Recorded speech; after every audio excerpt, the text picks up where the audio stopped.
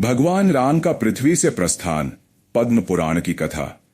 भगवान राम, जिन्होंने अधर्म पर धर्म की विजय स्थापित की और अयोध्या में रामराज्य की स्थापना की, अपने अवतार का समय पूरा कर चुके थे।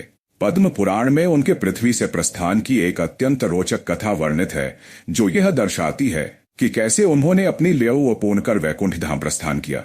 यह कथा उनके दिव्य चरित्र, कर्तव्य परायणता और सत्य की अपरिमित महिमा को दर्शाती है। रामराज्य की समाप्ति का संकेत। अयोध्या में रामराज्य की स्थापना के बाद भगवान राम न्याय और सत्य के प्रतीक बन गए। उनके शासनकाल में कोई दुखी नहीं था, हर कोई सुख और शांति का अनुभव कर रहा था। लेकिन समय के चक्र को कोई नहीं रोक सकता। भगवान विष्णु का यह अवतार भी एक निश्चित उद्देश्य के लिए था, और जब वह पूरा हो गया तो उन्हें अपने लोक वापस लौटना था। एक दिन काल पुरुष, जो समय के देवता माने जाते हैं, भगवान राम के दरबार में एक साधु के वेश में आए। उन्होंने भगवान राम से एकांत में मिलने की इच्छा व्यक्त की। भगवान राम ने उन्हें अपने कक्ष में बुलाया और विनम्रता से पूछा, मुनिवर, कहिए आपकी क्या सेवा कर सकता हूं। काल पुरुष ने उत्तर दिया, हे राम, मैं भगवान ब्रह्मा का दूत हूं और आपको एक महत्वपूर्ण संदेश देने आया हूं।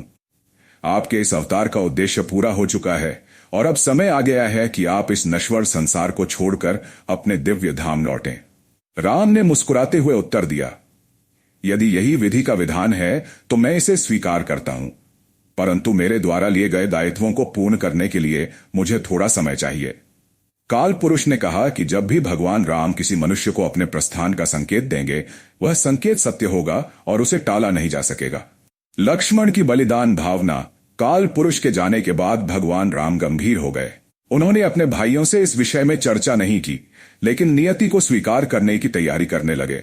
उसी समय एक अन्य घटना घटी जिसने भगवान राम के इस निर्णय को और भी समीप ला दिया। महर्षि दुर्वासा अयोध्या पधारे और लक्ष्मण से कहा कि वह भगवान राम से मिलना चाहते हैं, लेकिन भगवान राम उस समय एक महत्वपूर्ण चर्चा में व्यस्त थे और उन्होंने किसी के भी प्रवेश पर रोक लगा रखी थी। लक्ष्मण धर्म संकट में पड़ गए।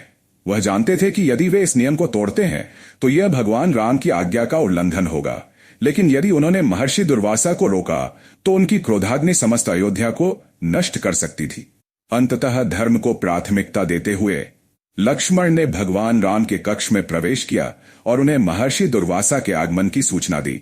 भगवान राम तुरंत महर्षि से मिलने के लिए प्रस्तुत हुए, लेकिन अब वह एक और समस्या में पड़ गए। उन्होंने स्वयं प्रतिज्ञा की थी कि जो भी इस गोपनीय चर्चा को भंग करेगा उसे मृत्यु का वरण करना पड़ेगा। जब लक्ष्मण को यह ज्ञात हुआ तो उन्होंने स्वयं को बलिदान करने का निश्चय किया।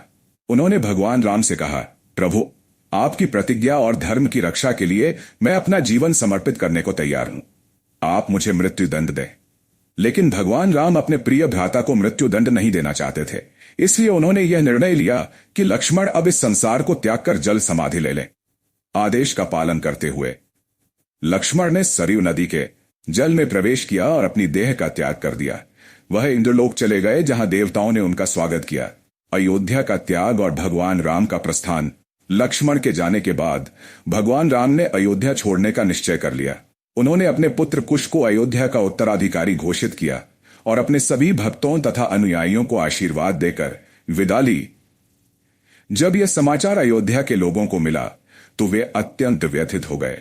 अयोध्या वासियों ने रोते हुए उनसे निवेदन किया कि वे उन्हें छोड़कर न जाएं, लेकिन भगवान राम ने उन्हें समझाया कि यह विधि का विधान है और सभी को इसे स्वीकार करना चाहिए।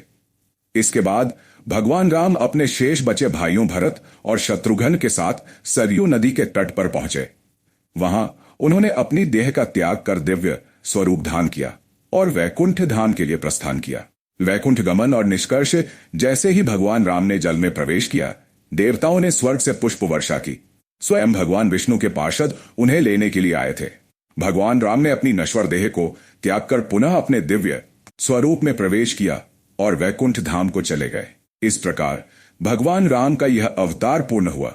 उन्होंने अपने जीवन से यह सिखाया कि धर्म, सत्य और कर्तव्य की पालन करना ही सबसे बड़ा आदर्श है। उनका यह प्रस्थान दर्शाता है कि हर अवतार का एक उद्देश्य होता है और जब वह पूर्ण हो जाता है तो अवतार समाप्त हो जाता है। भगवान राम का जीवन और उनका प्रस्थान हमें यह सिखाता है कि हमें अपने कर्तव्यों का पालन करते हुए अपने संकल्पों के प्रति सच्चे रहना चाहिए और जब समय आए तो विधि के विधान को स्वीकार करना चाहिए।